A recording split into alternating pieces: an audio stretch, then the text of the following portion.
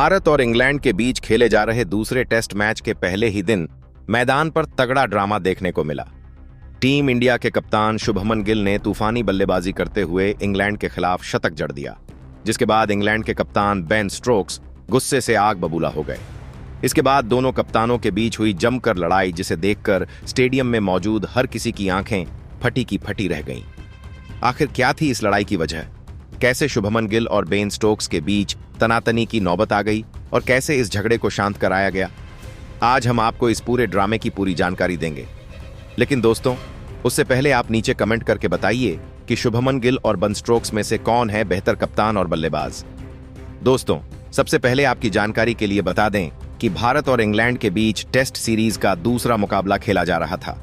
इस मुकाबले में इंग्लैंड के कप्तान बेन स्टोक्स ने टॉस जीतकर पहले गेंदबाजी करने का फैसला किया और भारतीय टीम को बल्लेबाजी के लिए आमंत्रित किया। भारतीय टीम की शुरुआत में यशस्वी जायसवाल ने अटैकिंग पारी खेल, लेकिन फिर कप्तान शुभमन गिल ने मैदान पर उतरते ही तूफान मचा दिया। गिल ने इंग्लैंड के गेंदबाजों की जमकर धुनाई की और पहले दिन ही शानदार शतक ठोक दिया। उनकी इस आक्रामक बल्लेबाजी ने इंग्लैंड के गेंदबाजों को हक्का बक्का कर दिया। गिल ने अपनी पारी में हर गेंदबाज को निशाना बनाया, खासकर शोएब बशीर और जोश टंग जैसे गेंदबाजों को भी नहीं बख्शा।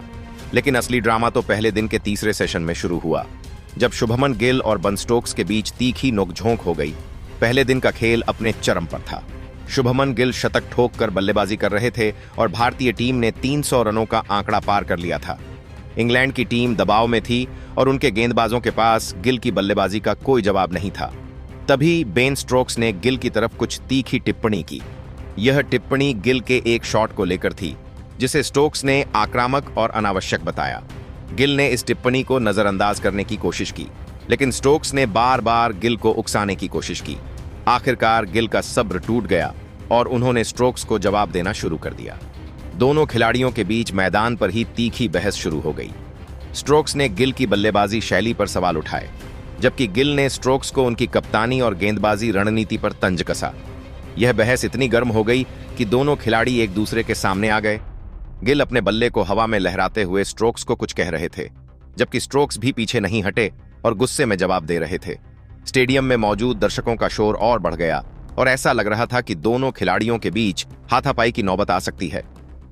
इस बीच मैदान पर मौजूद अंपायरों ने स्थिति को भांप लिया और तुरंत दोनों खिलाड़ियों के बीच में आ गए। अंपायरों ने दोनों को शांत करने की कोशिश की, लेकिन ना तो गिल और ना ही स्टोक्स वहां से हटने को तैयार थे। लगभग 10 मिनट तक यह तनातनी चलती रही। गिल ने स्टोक्स को हद में रहने की चेतावनी दी, जबकि स्टोक्स ने कहा कि वह मैदान पर किसी से डरते नहीं हैं। इस पूरे ड्रामे को देखकर भारतीय टीम के बाकी खिलाड़ी भी हैरान रह गए। रविंद्र जडेजा और केएल राहुल जैसे सीनियर खिलाड़ियों ने गिल को शांत करने की कोशिश की, जबकि इंग्लैंड के जो रूट और क्रिस वक्स ने स्टोक्स को समझाने की कोशिश की। आखिरकार अंपायरों और दोनों टीमों के सीनियर खिलाड़ियों की समझदारी से स्थिति को काबू में किया गया। गिल और स्टोक्स को अलग अलग किया गया। अंपायरों ने दोनों खिलाड़ियों को चेतावनी दी कि अगर ऐसा व्यवहार दोबारा हुआ तो उन पर कार्रवाई की जाएगी। पहले दिन का माहौल पूरी तरह से गर्म हो चुका था। गिल ने अपनी पारी को उसी आक्रामक अंदाज में जारी रखा और पहले दिन का खेल खत्म होने तक भारत ने 310 रनों का स्कोर बना लिया था। गिल नाबाद 114 रनों पर बल्लेबाजी कर रहे थे। दूसरी तरफ बेन स्टोक्स और उनकी टीम पूरी तरह से दबाव में थी। गिल की बल्लेबाजी ने न केवल इंग्लैंड के गेंदबाजों को परेशान किया, बल्कि स्टोक्स की कप्तानी पर भी सवाल खड़े कर दिए। दोस्तों, यह था पहले दिन का वह तगड़ा ड्रामा, जिसमें शुभमन गिल और बेन स्टोक्स के बीच हुई तीखी नोकझोंक ने सभी का ध्यान खींचा। लेकिन अब सवाल यह है कि इस पूरे मामले में गलती किसकी थी?